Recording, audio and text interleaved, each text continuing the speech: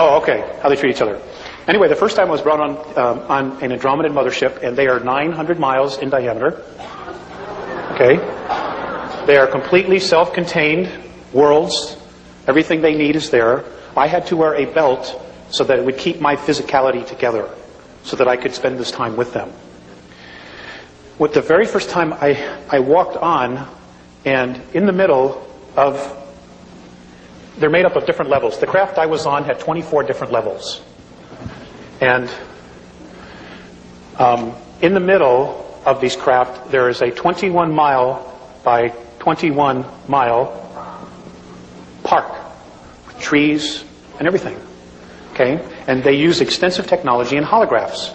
And they can literally create their sunrise, their sunset. Okay? And the trees and plants grow because it is a holograph, but it is real, even though they're creating it with technology. The very first time I walked on, there were children. They teach their children in the middle of these parks. Everything's done in nature, like very much like the Native Americans used to do, you know, when the teepee got too small.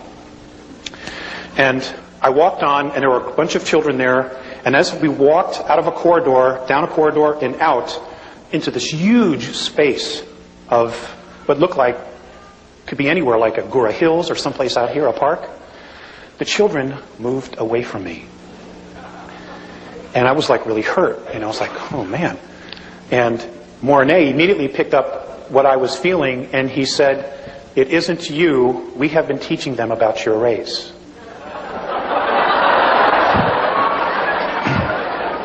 It's really not all that funny. Okay? They were afraid of us. You know, and these are children I have never seen before, but immediately felt our energy, my energy, because I represented all of us. You know, and I do the best I can, sorry. I mean, but you know, I got my own stuff to work out too. So, you know, they're learning, and I'm amazed that they, you know, they still want to come back and help.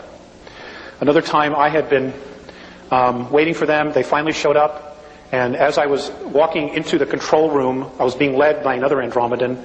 Mornay was looking at a bunch of meters on the wall and some monitors measuring our atmosphere. And he looked really sad. So I said to him, I said, what's the matter?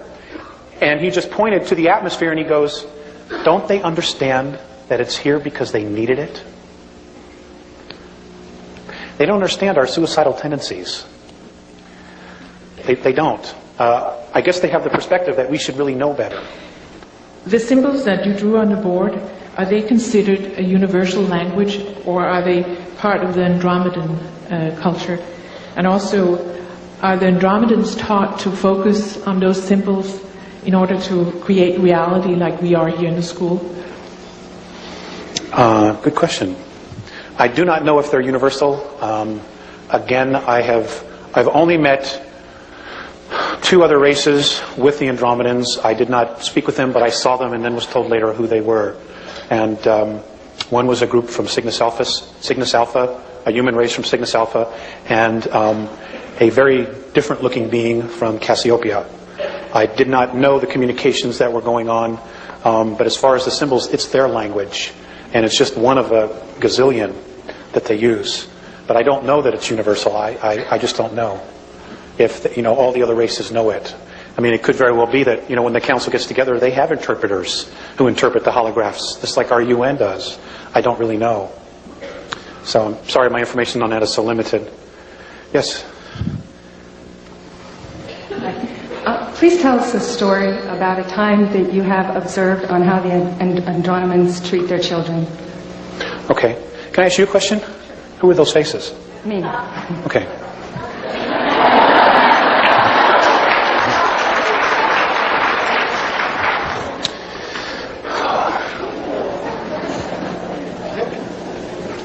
They treat their children like adults. I understand that if they birth in water, the gestation period is 8 months. The children come out and they have full cognizant memory of who they were the life before. So there is a continuous evolution, life after life after life. Now, during the period between incarnations, and I don't know if this happens for all the beings on 5th density or not, the oldest and the wisest who have the most experience teach the youngest. So it's not where they withhold anything. In fact, the children, this is the law of consistency, the children know everything their parents know and even more. And there's no attitude with the parents. You know, this is something they want because their pride is in their race. And I wish we had the same philosophy. God, we dumb them down with cartoons and stuff like that.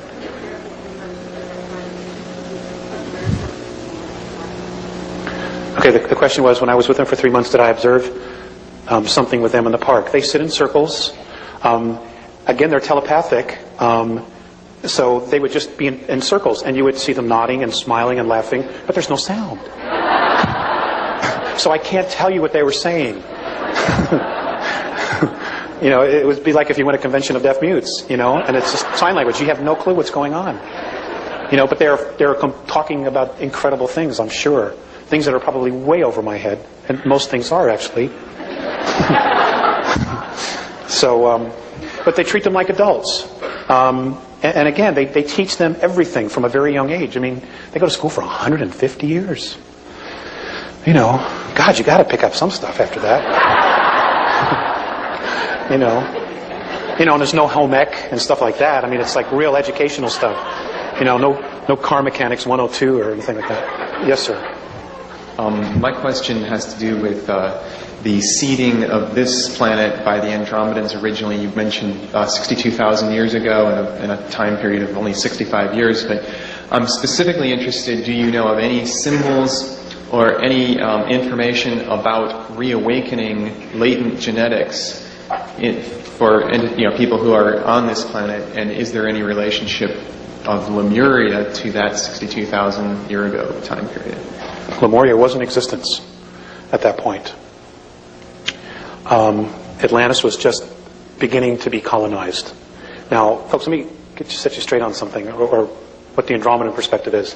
Atlantis was an extraterrestrial colony. Okay?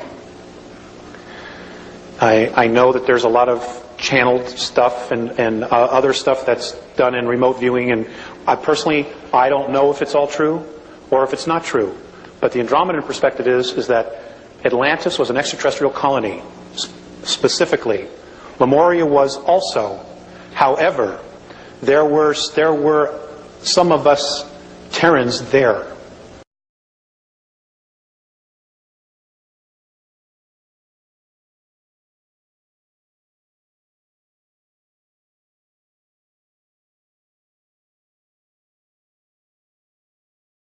Oh, okay. How they treat each other.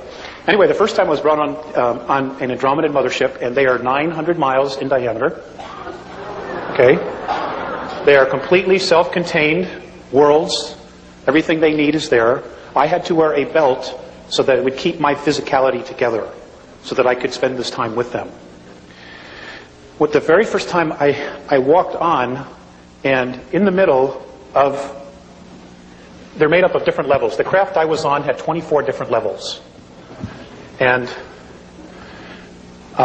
in the middle of these craft, there is a 21-mile by 21-mile park with trees and everything.